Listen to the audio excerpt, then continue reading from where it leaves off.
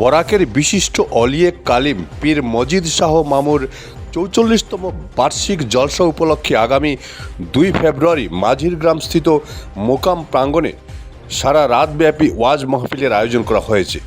এই মহতী অনুষ্ঠানে জাতি ধর্ম নির্বিশেষে সর্বস্তরের জনগণের সাহায্য সহযোগিতা ও উপস্থিতি কামনা করেছেন মোকাম পরিচালন কমিটি।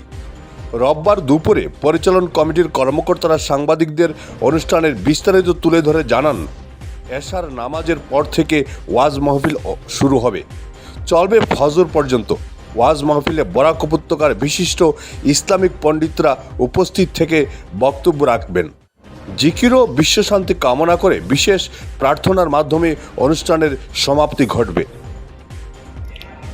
আগামী ২ ফেব্রুয়ারি রবিবার দিনগত রাত্রি হযরত শাহ মজিদ মামুন রহমতুল্লাহ তাআলা আলাইহির বাৎসরিক জলসা। এই জলসা হইব আপনার তার ৪৪তম মৃত্যুবার্ষিকী উপলক্ষে জলসা। এই জলসা সারা রাত ব্যাপী, এশার নামাজ বাদ থেকে সারা রাত ব্যাপী ওয়াজ মহফিল আর ফজরের নামাজ বাদ সিন্নি বিতরণ, এর মধ্যেও আছে সিন্নি। আর ওয়াজ হইব, বিশিষ্ট উলামাগণ ওয়াজ করবা এবং বিশ্ব শান্তির লাগি দোয়া করবা সবাই মিলিয়া।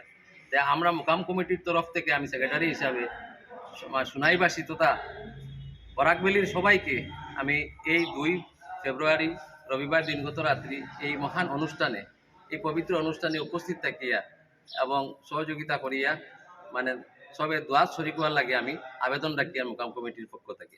৪৪তম মৃত্যুবার্ষিকী হিসাবে ৪৪তম উরুস।